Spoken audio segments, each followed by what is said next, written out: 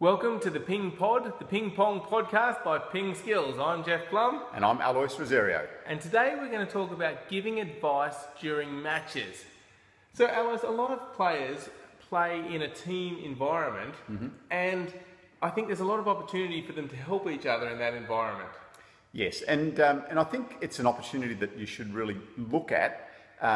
Firstly, trying to get your teammates to help you, and then also you looking to help your teammates during your pennant or your league matches.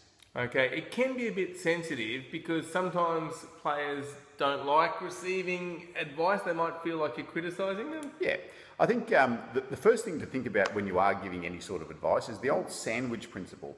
So the sandwich principle of giving them a bit of help along, or some positive reinforcement. Then you can throw in the little bit of advice that you want to really get at the point that you're looking at trying to improve, and then finish off with a bit more positive reinforcement at the end. Okay. Good sandwich. Good sandwich. And that important bit's in the middle, but they receive it better if there's a bit of positive on either side of it. That's right. Okay. All right, so say we are playing in a competition and we're watching our teammate in a game. Yep. What are the things we should be looking out for? Yep, so I think an easy process is to firstly think about the serve that they're doing. Okay, so what type of serves have been effective? So from the previous game, think about, all right, well, when he did the tomahawk serve deep to the other person's backhand corner, the other person missed 3 returns. So we can give them a bit of feedback saying, well, that serve worked well, you could try that again. Okay. So start off with the start of the rally, the serve. Okay, excellent. So what is another area besides the serve that we can focus on to give some advice? Yep, so let's move through the rally. So now let's think about the return of serve. So when your opponent is serving, what type of returns are working effectively for your teammate? Example, let's think about the placement of the return. Let's think about the type of spin that they're putting on the return, and also the speed. So, for example, again, if I'm watching you, Jeff, and I see that in that previous game, you pushed 3 long backspin balls to your opponent and they missed all of them. Yep.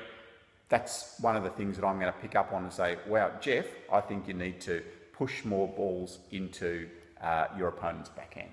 Okay, now, some people might be worried about giving that advice because they'll think, well, that player, he's in the match, he did that. He would know that that tactic was working well for them. Yep. Is that a consideration? Or? Well, it's funny that often it's much easier when you're sitting back nice and calm to actually see better what's going on.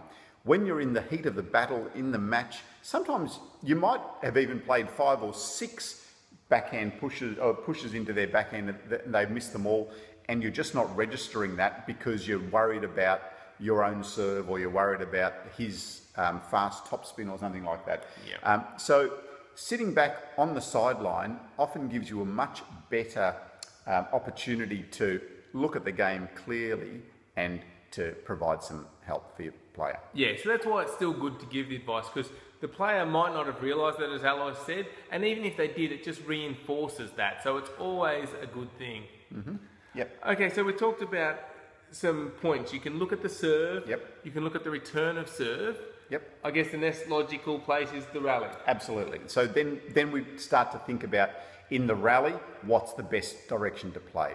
Is it into the backhand? Is it to the middle? Is it to the forehand? Or we also look at the speed of the rally. So surprisingly, as it may seem, sometimes playing slower is more effective than faster. We all know that some players' backhands are weaker, some players' forehands are weaker. So that's a directional thing or a placement thing that we need to think about. So in the upshot of your advice, let's think again about the service that your player's doing, the type of returns of serve your player's doing, and then in the rally, what they're doing. Okay, now that's a good point about actually giving the advice, because During the match, technically you've only got 1 minute. Yes. So how do you package all that up in 1 minute, and how many things can you fit in that 1 minute? Not very many. Yeah. So it's important that before you start blurting out to the player when they come back to the corner, everything you know about table tennis and everything you've just seen, perhaps try to just take 5 or 10 seconds just to reinforce in your mind perhaps 2, maybe 3 things that you think are going to help them in the next game. Certainly don't try and bombard them with 5 or 6 things, because nothing will get through. Okay, so that's a critical point. Stick to very few points, and then how do you wrap those up into that sandwich technique that you talked about? Can you give us just a brief example? Yep. So I might say to Jeff, gee Jeff, when you pushing in that game to his backhand, you were doing really, really well. I want you though, when you're in the rally, I want you to play your top spins a little bit more to their forehand side, because their forehand block isn't very good. And then you might finish it off with, you played really well.